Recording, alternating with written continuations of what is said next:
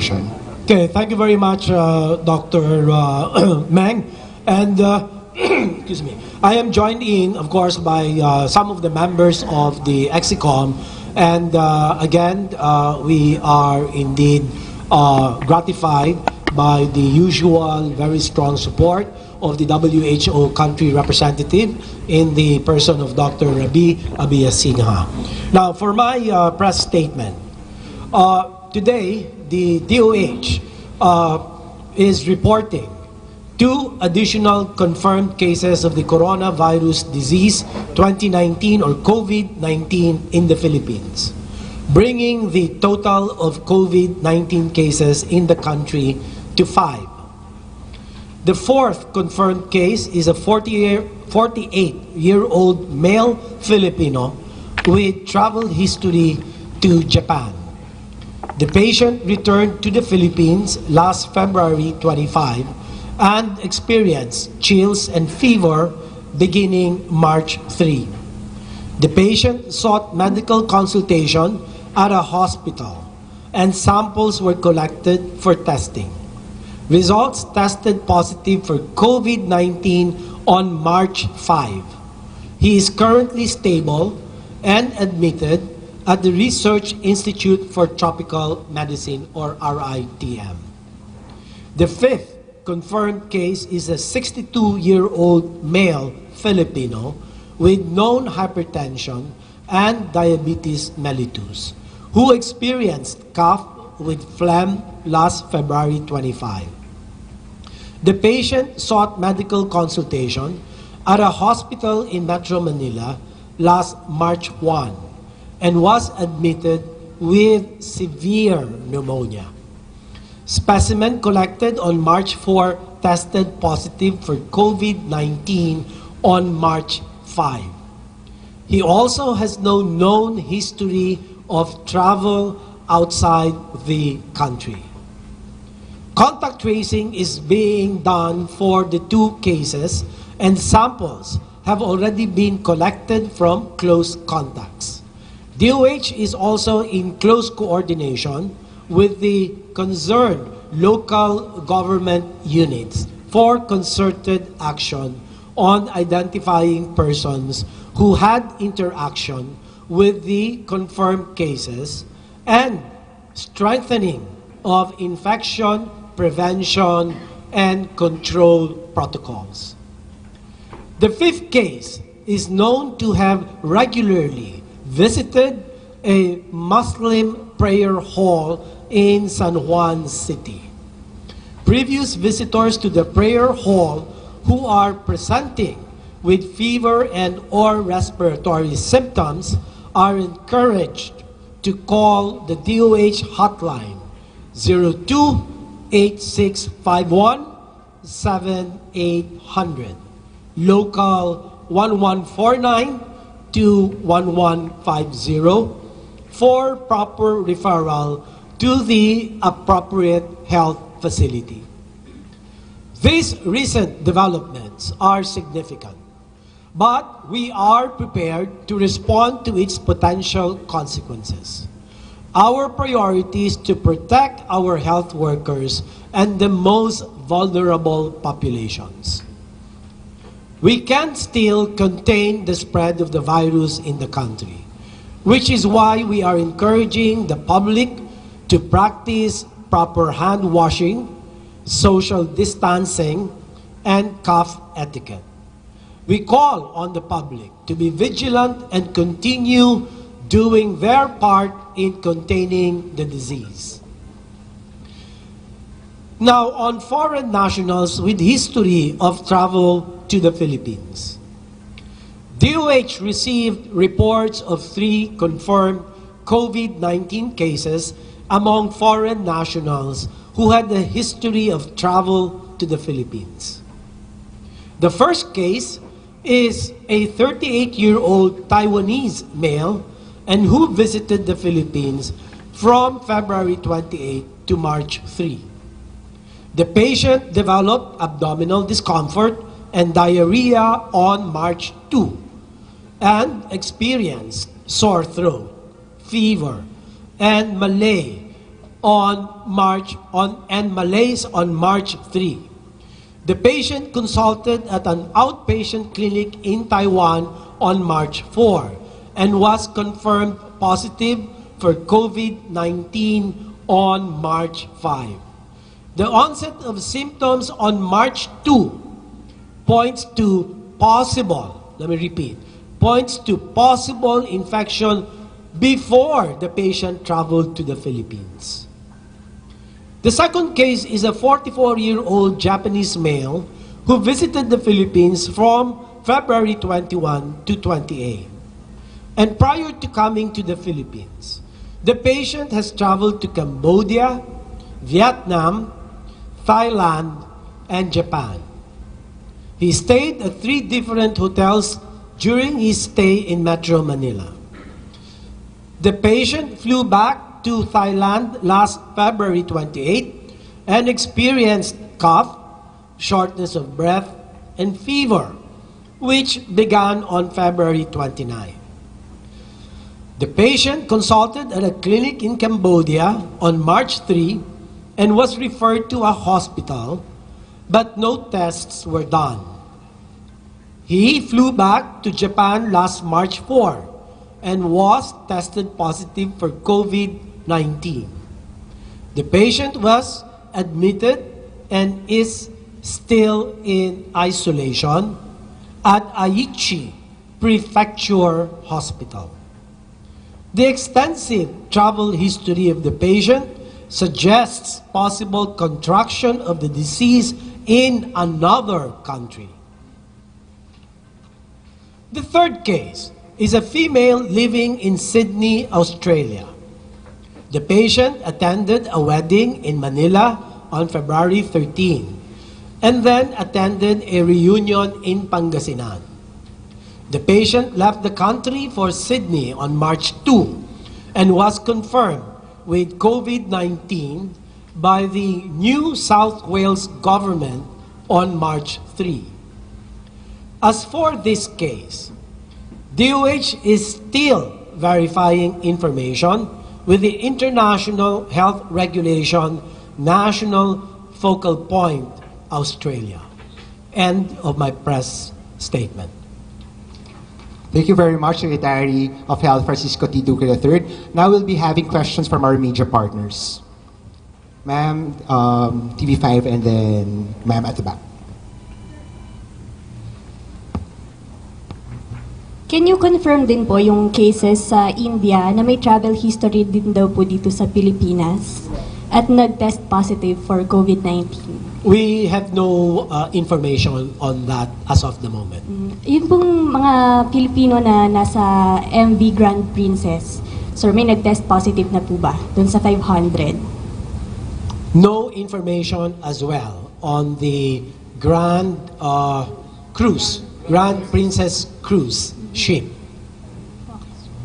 Hi Sir, Greg Gregorio po from TV5. Sir, yung 5th case natin, which happened to be the second of the new, is it a local transmission since wala siyang travel history?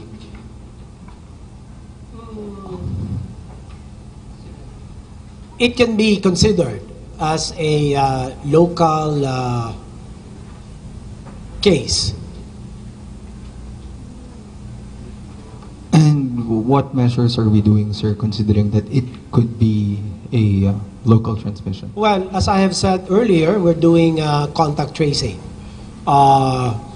for not just the 5th, but also the 4th case. And the samples have also been collected from the close contacts. So the DOH, again, is in close coordination with the various local government units to ensure concerted, coordinated action on identifying persons who had interaction with these confirmed cases, number 4 and 5. And again, my very explicit instruction and reminder for our hospitals to ensure there is sufficient infection prevention and control measures. Thank you, sir.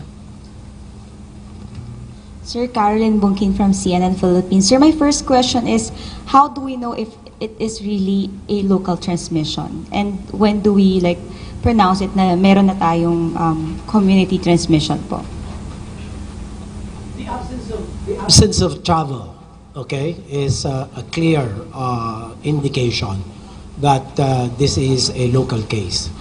Pero na-establish na rin po na wala siyang known travel history.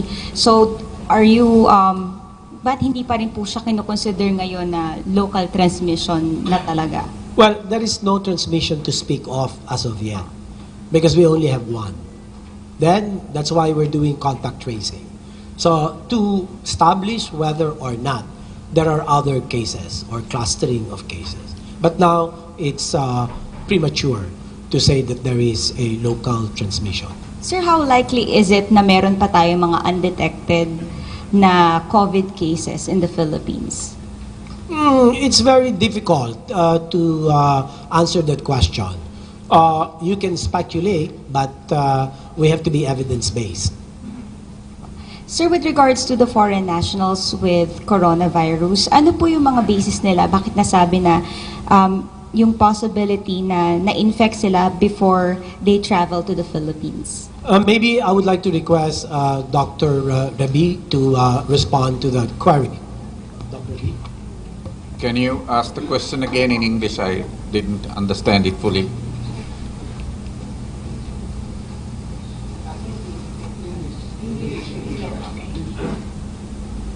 Sir, what are the considerations? What made the other health agencies say that the foreign nationals with confirmed COVID-19 cases got infected before they went to the Philippines? Well, we are looking at the history, the case history of the two cases that were referred to, and the incubation period points to possible contraction of the disease, as Secretary Duque mentioned, before travel to the Philippines in the case of the Filipino, in the case of the Taiwanese national, because that person spent just 4 days in the Philippines, and on the 4th day the person was symptomatic. And we recognize that the incubation phase for the disease is known to be between 2 and 14 days, but in the majority of cases it's 6 to 7 days.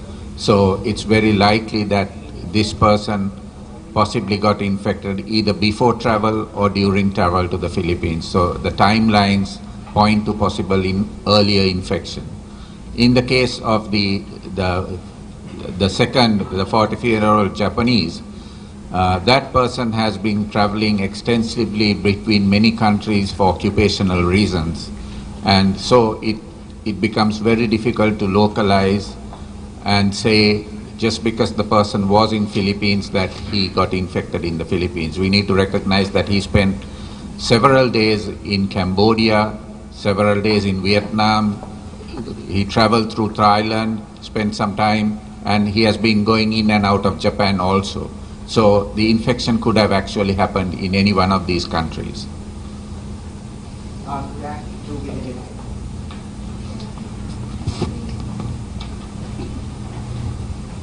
Sir, given that you are now considering a local transmission, does this mean that you are raising the alert to red? And what does this imply, sir, if it's already red? Well, it's premature to declare a code red, because as I have said, evidence only points to a one case. But as soon as we do get confirmation, or once we get more positive confirmed cases, then that's the time that we can say there is a local transmission, and the door 4 interventions, which we have been preparing for anyway, will have to be actually implemented. May we know, sir, the areas where the 4th and 5th case were found? Or the Filipino at least?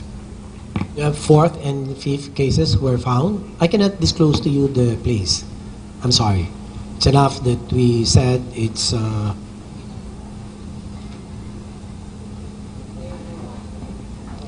They're in RITM right now. That's what we can say. How difficult will the contact tracing be at this time, given that there are 3 foreign nationals who traveled here who may have passed on the infection? And so you're now looking at 5 people tracing the location of, or the people who may have had contact with them, with the 5 people? Can I ask ASEC Vergeri to respond to the query? Yes, sir. Since we are looking at 5 separate individuals that we are considering for contact tracing, meron na pong binuong 5 teams ang Department of Health para matugunan itong pagtitrace natin ng mga nakasalamuhan ng mga taong to. So we have mobilized our epidemiologic and surveillance units in our Center for Health Development Metro Manila para i-lead itong mga teams na ito para magawa natin yung contact tracing for all of these identified individuals. Pero ano kaya yung magiging challenge dito, ASEC? Will this be different? Will this be treated differently from the past contact tracing procedures yung sa 3 naunang positive cases? Protocols will still be the same. No, we have standard guidelines and protocols pag gumagawa kami ng mga ganitong procedure. Pero syempre, iba't ibang sitwasyon sa bawat individual ang meron tayo sa ngayon. So we have 3 foreign nationals apparently in their country already. Babalikan lang natin yung mga nakaraan nilang pinuntahan at mga nakasalamuha. And for these 2 patients or these 2 identified positive cases here in the Philippines, magkakaiba rin ang sitwasyon. No? So we will have different situation but definitely standards and protocols will still be the same. Mas marami yung kailangan i-contact trace this time compared to the first? Yung nauna po sa atin dati, no, ito ay 2 na pasyente o 2 positibo na nag-umpisa tayo mag-contact tracing. Dito ngayon, we're talking about 5 individuals. Merong iba't ibang period of stay dito sa Pilipinas yung foreign nationals, tapos meron din mga iba't ibang pwestong pinuntahan. So, we need to be as extensive as possible so that we can try to trace everybody, no, na nakasalamuhan itong mga taong to. Sir, saan po posibleng nakuha nung 5th case yung infection and may initial number na kayo ng na-contacts nyo na doon sa 2 cases na bago sa Pilipinas? The contact tracing is ongoing. Okay, so we cannot give you a figure right now. We probably can tomorrow, if not Monday, what groups of people have been subjected to contact tracing. How the 5th case got the COVID-19, we really don't know, and that is the reason why we're doing contact tracing, is to be able to find out the source, if at all possible. So yung galing yung 4th case, pagkagaling ng Pilipinas, bumalik ng Japan, anong area sa Japan siya nagpunta?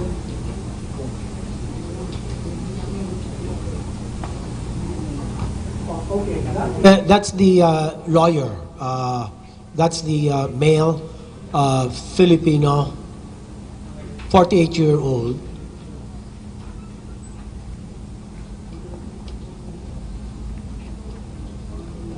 So again, the question is,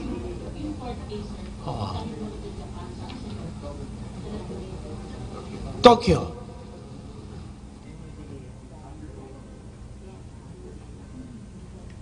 Sir, may we know of the profile nitong 5th case? Ano ho ba siya? Health worker ba siya? Yung sa San Juan po. We don't have that information as of now, except that he is a 60-year-old male. 62-year-old male, I'm sorry. Okay? So that so far is the only available information. Do we have Other than those that I have already mentioned. Do we have a recommendation to close down temporarily po itong prayer hall given na likely na doon niya nakuha yung COVID-19? Dr. Ravi, please. So that's why the secretary was asking for his contacts who've been there, if there are 2 contact the numbers, the hotline numbers that we asked, because we want to establish whether there are other people who are having clinical signs and who are possibly infected. The mere presence of one confirmed case does not mean that we need to close down the prayer halls, right? We need to understand whether this was an isolated infection which happened somewhere in the community farm, somebody who was mildly symptomatic or asymptomatic, or whether there is a clustering of cases with his contacts. And that's what the services are, the RESU services are now looking into. Right now we don't have that information. And so once the situation is clear, I'm sure the department will make the appropriate decisions. But as of now, is there any recommendation for the public to forego visiting this particular prayer hall? There's no reason, because he's now in hospital. So unless we have evidence that there are other infected people, there is no evidence for us to say not to go there. Good afternoon, Secretary. Just like to ask, what are the possible measures that you're going to strengthen since there's a possibility of local transmission? And about the Japanese national who stayed in 3 different hotels in Manila, what are the measures that are, I mean, the IATF task force will do about this one? And the contact tracing that will be done, since yung exposure po niya is medyo mas malawak po yung scope. The 5th case. Yes, as we have said, the priority intervention is the contact tracing. And we'll have to wait for the results of the contact tracing and coordination with the local government units. But the first part of your question, what do we do now that we have seen a local case? 2, in fact. Like what I have said before, we address the issue at different levels of interventions. The surveillance, we've done that since January 4. It's not as if we're just doing it now that we've seen the 2 local cases. But as a matter of fact, it will be good to stress that since January 4, we have already heightened alert level for our Bureau of Quarantine. We have leveled up our capacity to do thermal scans. In fact, we have been able to procure 20 additional thermal scans for our Bureau of Quarantine sa lahat ng mga paliparan at sa mga pantalan. Then next, of course, would be at the level of the isolation, early detection of cases. And when we talk about this, what comes to mind is our laboratory capacity building that has begun since last week of January. If you recall, our tests were sent to Melbourne, Australia. And until about January 31st, we were able to establish our own testing capacity at the RITM. And I'm glad to let you know that at this point, we do have about 4,500 tests that we can perform. So we hope to increase the stocks of testing materials, the RNA primers, the reagents, and the extraction kits. Okay. Now, I have already thoroughly discussed the contact tracing. Let me go to best practice clinical management or case management. And this is why it's very important that our hospitals, not just the public hospitals, but the private hospitals as well, have been given the guidelines in terms of the clinical best practice management of individual cases of COVID infection. And also highlighting the importance of infection prevention and control measures. In fact, the WHO has sent experts to help us do an assessment of our first public hospitals insofar as their IPC is concerned, or infection prevention and control protocols are concerned. Which of course, this will be shared to the private hospitals para pareho yung level of quality of case management. And of course, the prevention intervention, I think you've been bombarded with the what is known as the non-pharmaceutical public health measures, such as hand washing, cough etiquette, social distancing, and other interventions that will strengthen the resistance of the individual so that if and when they do get the infection, this will be limited for the large part to mild cases. You see, it's very important that after the preventive measures, the mitigation measures must also be put in place, which means that, again, the best practice clinical management of individual cases of COVID-19 infection must be up to par, because we don't want them getting into a serious or critical conditions where the likelihood of death is increased. So we have to be very, very sure about our best clinical practice management. Follow up no.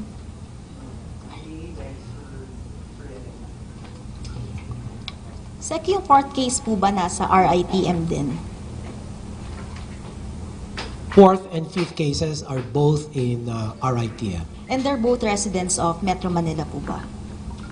Yes, they are. Sir, can we say kung ano pong area sa Metro Manila? No. Okay. Sir, yung fifth case, may information po na nagpapakita na rin po ng symptoms yung relatives. Can we confirm? Would you like to answer that? Yes, ma'am. Based on contact tracing and based from the initial investigations we've done last night and early this morning, we already have one relative which has been with the patient all throughout, has already experienced symptoms and is now with him in our referral hospital. Nakunan na po ba siya, ma'am, ng specimen? Yes, the patient had already been, the specimen was collected and we're just awaiting for results. Okay. Ma'am, there's also information that the fifth case is a vendor in a shopping center. Can we confirm? We do not have that information, ma'am. Okay. Sec, klaruhin ko lang po ulit para po mas maintindihan ng ating mga kababayan, kailan po natin masasabi na may local transmission na po sa Pilipinas? Well, as soon as we have more than one case, that should be a reasonable consideration as a basis for saying a local transmission is happening. Thank you.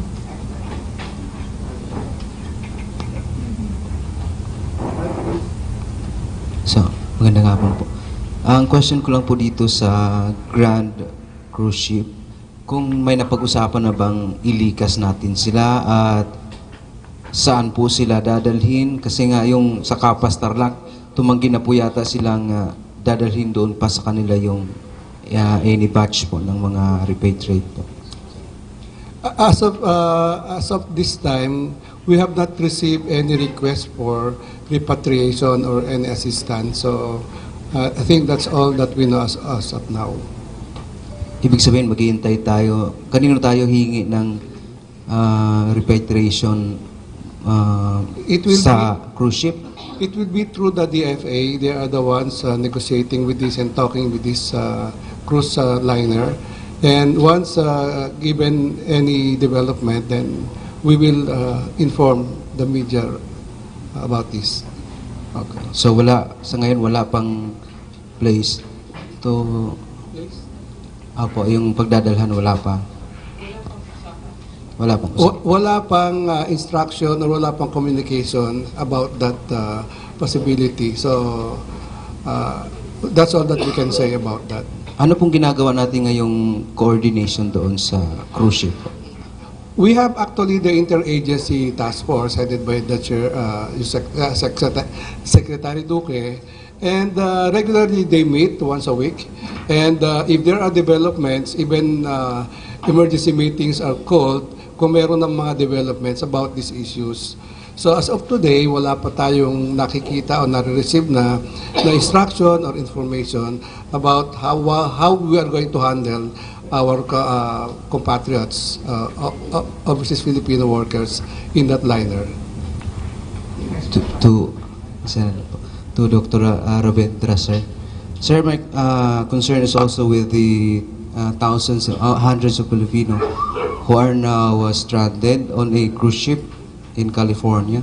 Do we have any protocol, or are we expecting same scenario as what happened in cruise ship in Yokohama, Japan?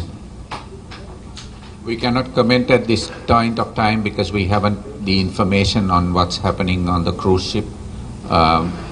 We have heard reports of a few cases there, but beyond that we don't have the information, and nor has there been any official communication with the DOH or with WHO. Thank you. Good afternoon po, Isa Umali from DCWB. Ngayon po na meron tayong new confirmed case ng COVID-19, for sure meron naman tayong mga kababayan na magwo-worry at bibili, hahanap ng mga face mask. Meron na po ba kayong solution dito? Thank you. Ulit-ulitin ko, pagka wala naman na sakit, hindi naman kinakailangan magsuot ng face mask. Iwan na po natin yung mga face mask para po sa atin mga health workers na sila po talaga ang frontliners sa pangangalaga ng ating pong mga may sakit. So ako po ay nakikiusap, yung po mga nagbabalak na magsuot ng mask ay hindi po kinakailangan kung wala po kayong karamdaman. Ito po ay pwedeng isuot lamang kung meron kayong karamdaman, at kung may karamdaman naman kayo, huwag na po kayong gumala sa labas. Manatili na lamang kayo sa inyong mga tahanan at doon kayo mag-face mask para hindi naman mahawaan ang inyong mga kapamilya. So, ulitin po natin, ang face mask ay para unang-una sa lahat ang ating pong mga healthcare workers.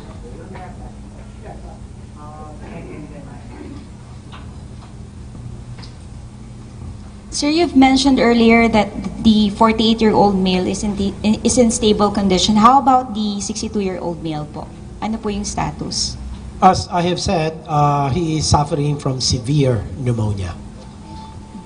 Sir, kamusta na po yung mga naka-quarantine sa NCC? Meron po bang bagong may symptoms?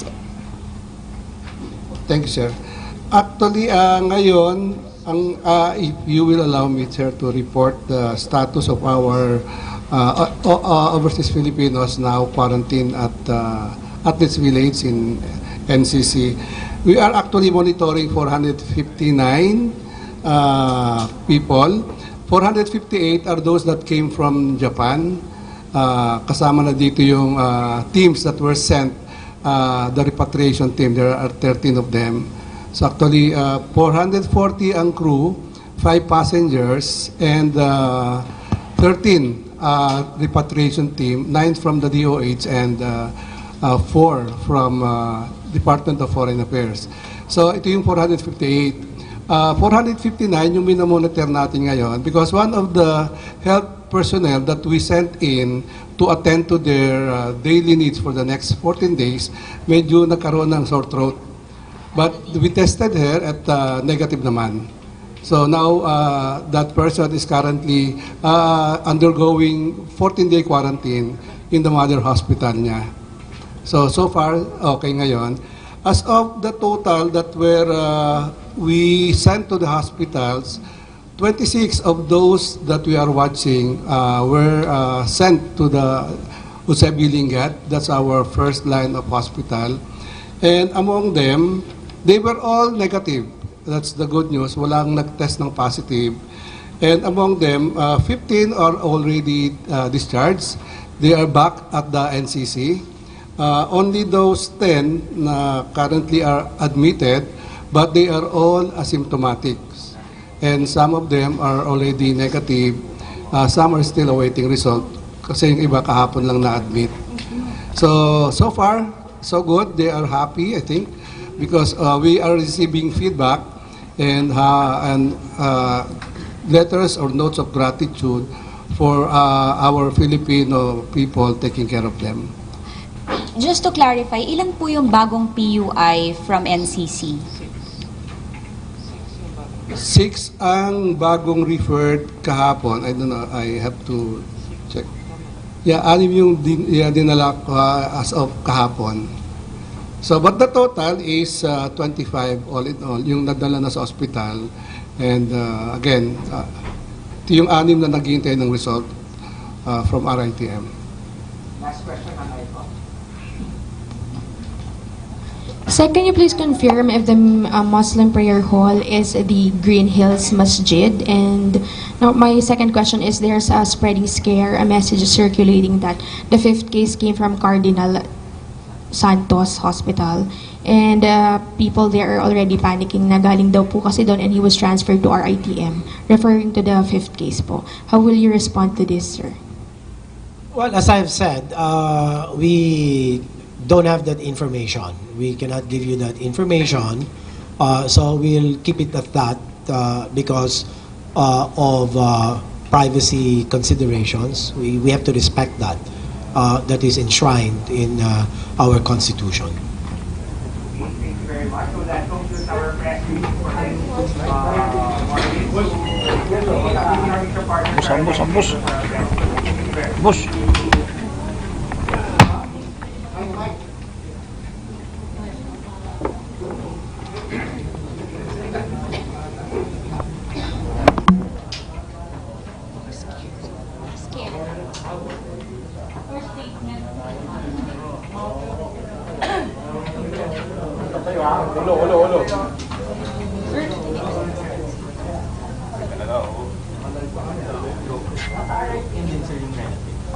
Or referral facility lang?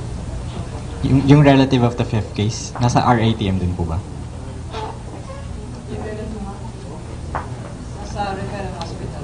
Isang relative lang po yung ino-observe or ilan po yung under observation niyo? Yung kasama niya, yung kasama niya. Secretary, yung respond po dun sa spreading scare, yung respond po ng DOH sa spreading scare that the 5th case came from Cardinal Santos. I cannot confirm. So let's leave it at that, okay?